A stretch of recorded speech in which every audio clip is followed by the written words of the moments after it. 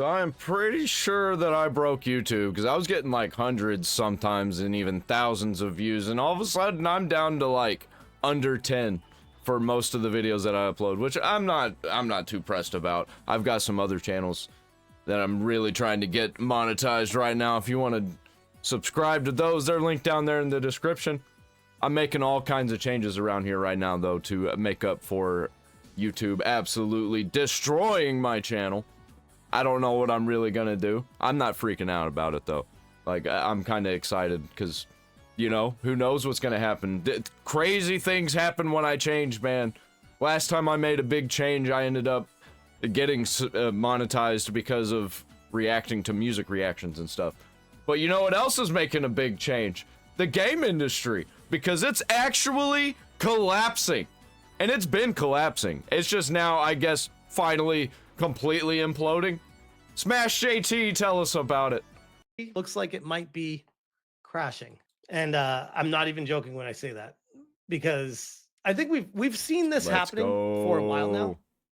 But now we actually I've been saying it for so long, it needs to happen. Have like additional situations where more people are being laid off. This is Crystal Dynamics. We said it was going to get worse. Guess what? Guess what? You know how many times we say it? It's only going to get worse. Even now, it keeps getting worse. It's going to keep getting worse. On LinkedIn, announcing more layoffs, and this is the specific post here. Let me bring it up. It says, today, we made the very difficult decision to part ways with a number of our talented colleagues as the result. I bet there is a major lack of nose rings going on over there right now. Of evolving business conditions. This decision was not made lightly. It was necessary, however, to ensure the long-term health of our studio and core creative priorities in a continually shifting market. That doesn't mean anything. It's just corporate bullshit. This is the same Crystal Dynamics that had a pretty hefty layoff, what, like 3 months ago? So yeah, all of them are going to be doing this. They all keep doing this. All of them are going to keep doing this. Xbox, Microsoft. At this point, wondering like, who's even Activision, left Xbox, there Microsoft, same thing. Right now. This is wild. This is wild. To those impacted, we recognize and thank you for your hard work, talent, and passion. We are committed to offering the full extent of support and resources at our disposal during this transition. To our teams, players, and partners, thank you for your continued support as we build a creative, sustainable, and resilient tomorrow together. This includes the future of Tomb Raider, which remains unaffected by this decision. Guys, I think we all... That's bad. That's bad that it remains unaffected by this decision. It should be affected. 1000%, this is not good. No, with what's happening with Tomb Raider, with how it got like hardcore wokeified. They basically chopped her tits off and was like, yeah, she looks like a real life girl now. It's not. Yeah, I'm pretty sure they canceled the tabletop game and the show that they had planned. So that's good. Fake anymore. And I'm like, wait, girls in real life can have huge tits. That's actually a thing. and oh, by the way, even if it wasn't a thing, it's a fucking video game and it's a franchise based off of a chick with huge tits. Why would you cut those down? I understand getting rid of the triangles, but still, like, why would you knock them back so far? This is the epicenter of where the company went wrong. You want me to turn Crystal Dynamics around? I could do it in 1 minute. Hire me, Crystal Dynamics. Let me write one email to the team and I will turn your entire company around and you will start selling millions of copies of games. Don't let me do it. I'll burn the whole thing down. I will not do what SmashJT does. I will not give good ideas. I will break it on purpose. Literally, don't make me leader. Easy.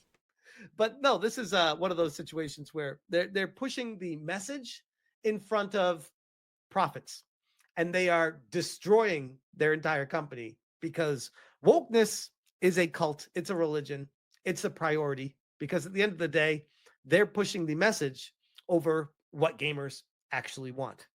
And yeah, I think it's not really anybody's fault, actually. I think it is all the fault of corporate people, I guess, as a collective. If it was just one corporate person, that wouldn't be a problem. Usually one corporate person would listen well and do good. But when you get a whole structure of corporate, like bureaucracy bullshit, it becomes a whole web of disgusting bullshit, and you can't get out of it. And people stay there pretty much just because it's a job and they gotta have jobs, and a job's a job, man. And that's how you get even worse slop. Is people, you get a whole bunch of people that aren't passionate, that are just making games because it's just a job. Make as much money as possible. As far as the comments are concerned, very sad to hear. These people are hiring. Sad news. I guess we won't be seeing Legacy of Kain franchise again anytime soon, which is very true. Of course, Phil Rogers and Embracer Group are still employed and well paid, though.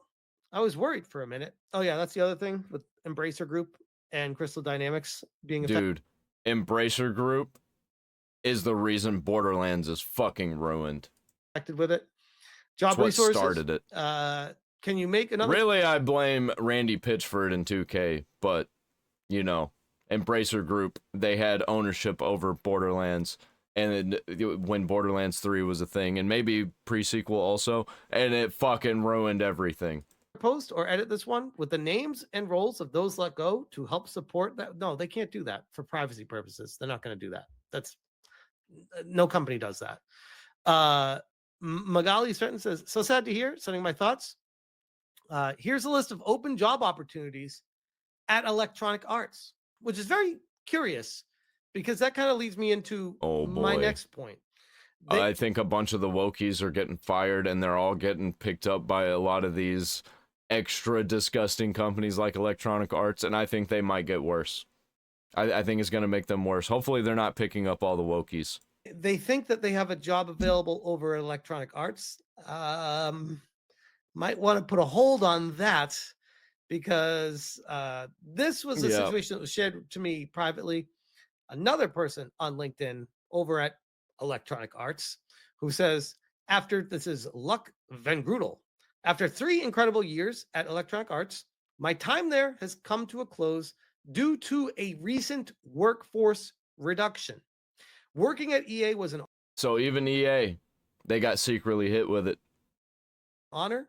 I had the privilege. Which we already knew that they got hit with stuff, but they're apparently releasing people, I guess, one by one, so they don't have mass layoffs hit the news. That's gross. Of helping build a leadership recruitment function, partnering with world-class teams, and contributing to a company that has inspired me since I was young. It's hard to say goodbye to such a special place, but I'll always carry the lessons, friendships, and experiences with me.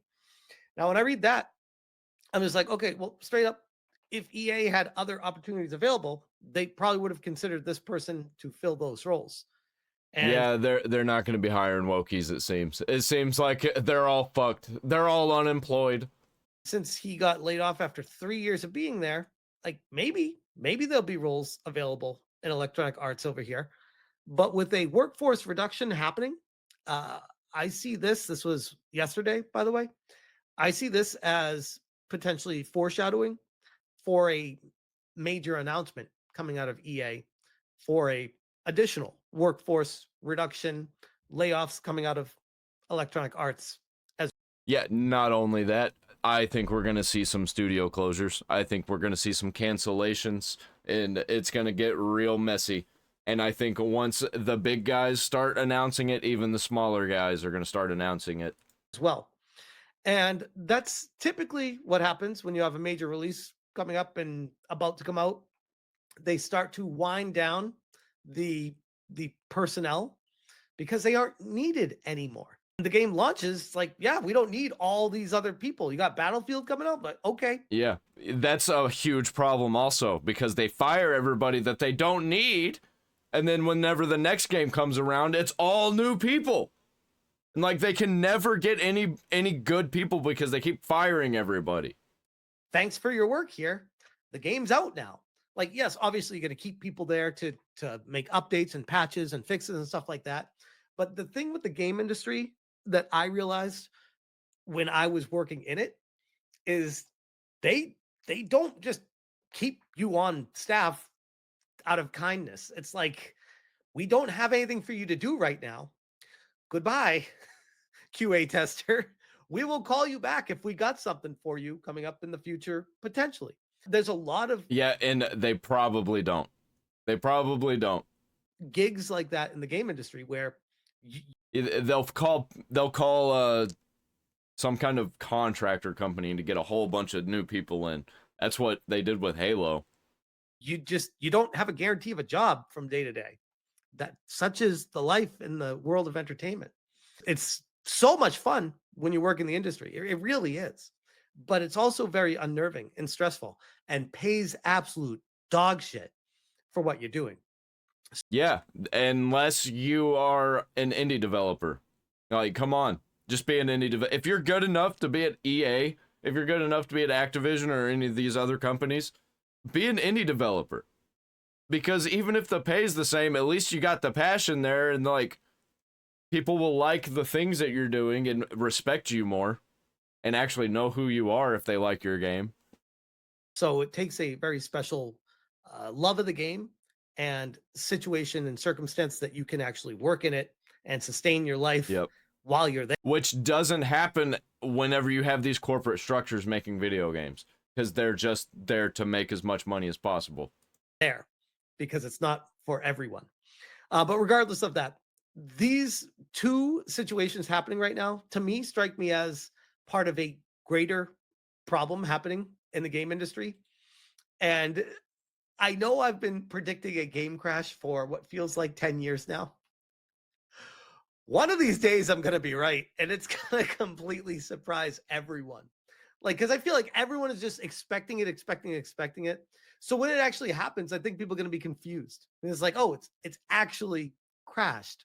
Like, I think one of the major problems that we see happening right now is like my experience with Stellar Blade.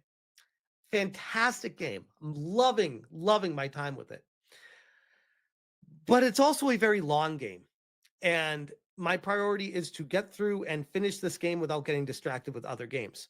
So anytime I'm gaming, for the most part, unless it's like shorter game sessions, stuff like that, I am just sitting down and playing Stellar Blade for 2 to 3 hours at a time when I can find that time to do that.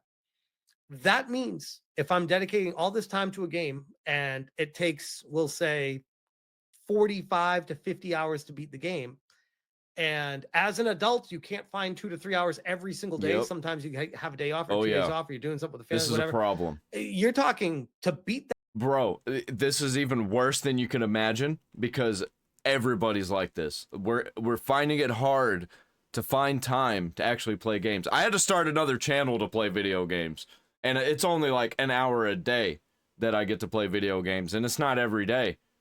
And I just happen to be able to make that time because I'm using it as a work excuse to play video games. Anyway, Gen Z's not playing games. They're playing like Roblox and mobile games. They're not buying games.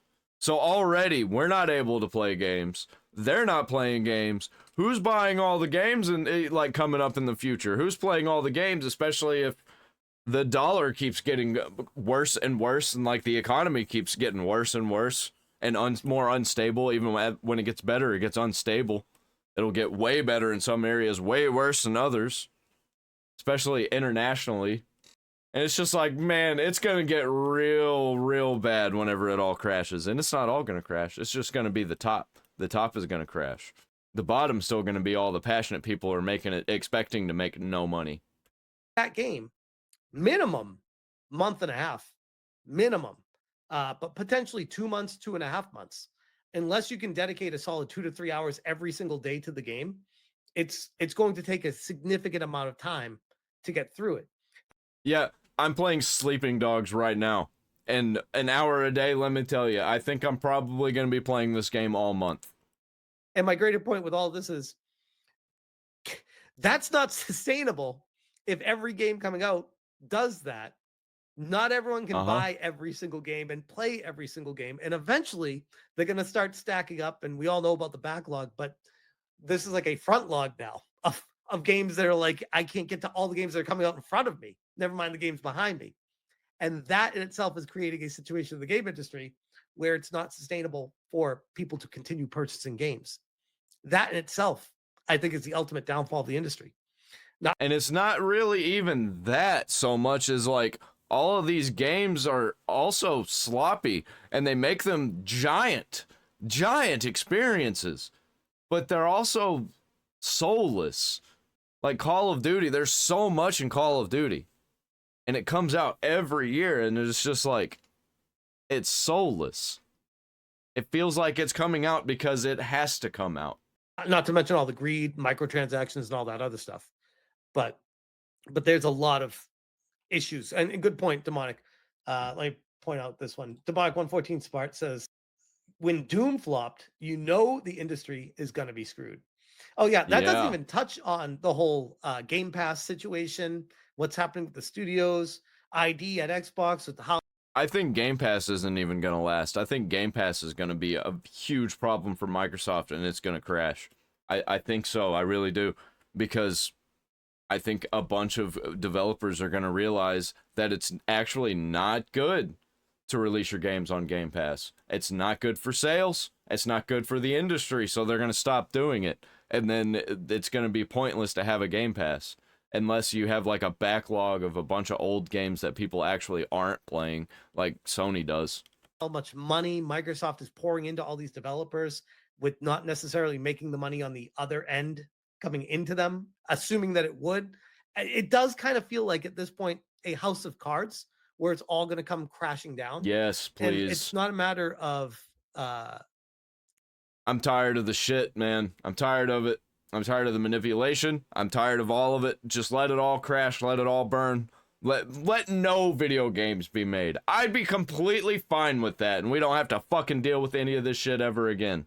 I'd rather have no games than all of the games that we love to be fucking shit. But when. And ultimately, when that happens, you thought you saw a lot of layoffs over the past 6 to 8 months.